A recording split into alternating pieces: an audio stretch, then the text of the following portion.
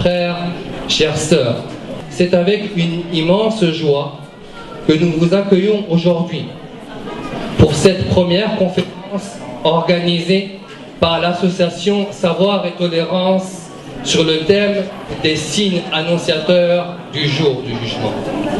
Comme son nom l'indique, l'association Savoir et Tolérance a pour principal objectif le savoir, les connaissances de la culture et de la religion musulmane. Nous espérons ainsi aider les musulmans à mieux connaître leur religion, car nous avons la ferme conviction que le manque de connaissances est à l'origine de toutes les déviations, qu'elles soient extrémistes ou laxistes.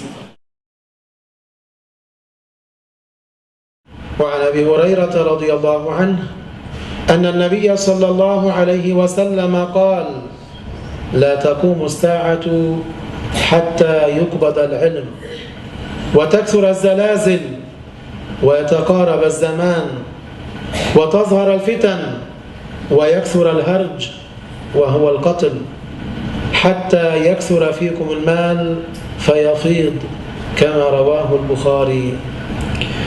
Dans un hadith rapporté par Al-Bukhari, d'après le compagnon Abu Huraira, qu'Allah l'agrée, notre maître Muhammad sallallahu alayhi wa sallam nous a appris que le jour du jugement n'arrivera pas avant que la science ne diminue et qu'il y ait beaucoup de tremblements de terre et que le temps va paraître très court et qu'il y ait beaucoup de zizanies qui vont apparaître, ainsi que d'assassinats et de meurtres.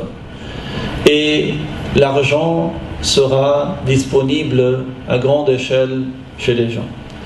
فقوله عليه الصلاة والسلام: لا تقوم الساعة أي القيامة، والقيامة مدتها 50,000 سنة، وابتداؤها بنفخ الملك إسرافيل عليه السلام في الصور فيخرج الناس من القبور للحساب.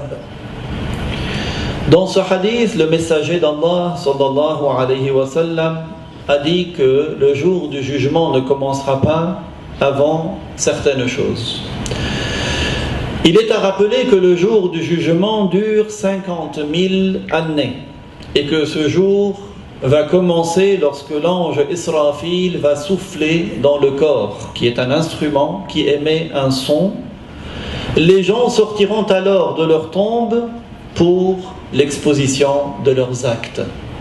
Certains savants ont dit: النفس تبكي على الدنيا وقد علمت أن السعادة فيها ترك ما فيها لا دار للمرء بعد الموت يسكنها إلا التي كان قبل الموت بانيها فإن بناها بخير طاب مسكنه وإن بناها بشر خاب بانيها. C'est-à-dire que la plupart des gens, leur âme, elle pleure pour acquérir des choses de ce bas monde. Elle souhaite avoir des choses de ce bas monde. On veut plus d'argent, on veut plus de biens, on veut une grande maison, on a une voiture mais elle ne nous convient pas, on veut une plus belle voiture, on a une plus belle voiture mais maintenant on en veut deux, on a ceci, on veut cela, tout comme le prophète sallallahu alayhi wa sallam nous a appris que l'être humain, s'il avait une vallée en or qui lui appartenait, il en voudrait une deuxième. Certains savants ont dit ce bas monde, c'est-à-dire le temps qui s'écoule dans ce bas monde, tout ce bas monde, depuis sa création jusqu'au jour du jugement, il est court, il est peu. Et ce qu'il en reste maintenant, parce qu'il y a une grande partie qui s'est écoulée, ce qui en reste maintenant, c'est peu.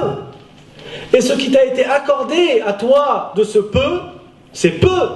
Et ce qu'il te reste de ce qu'il t'a été accordé, c'est peu.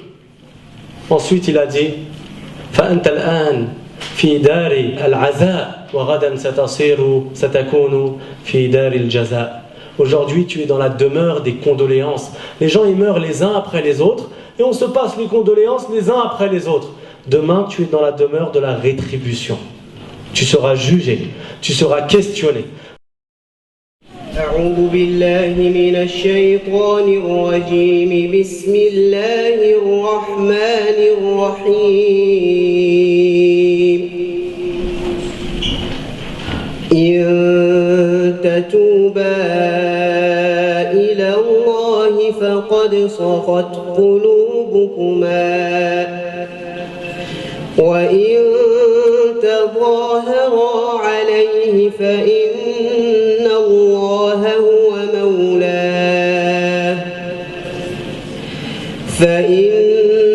الله هو مولاه وجبريل وصالح المؤمنين والملائكة بعد ذلك ظهير عسى ربه إن طلقكن أن يبدله أزواجا خيرا منكن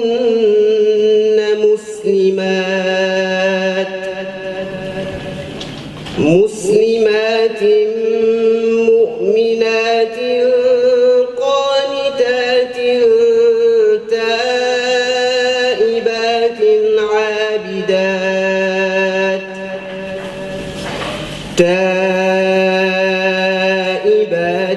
عابدات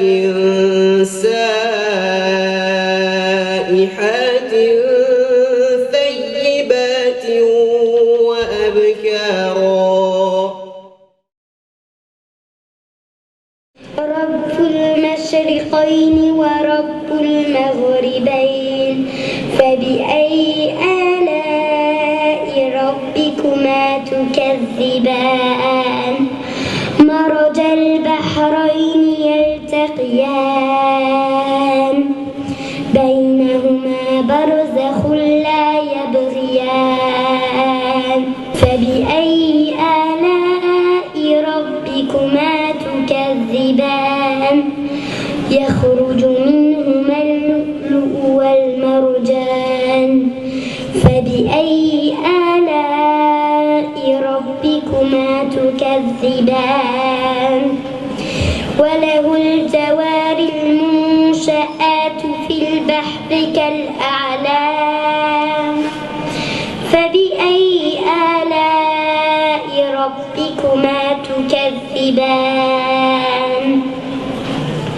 كل من عليها فان ويبقى وجه ربك ذو الجلال والإكرام. صدق الله العظيم.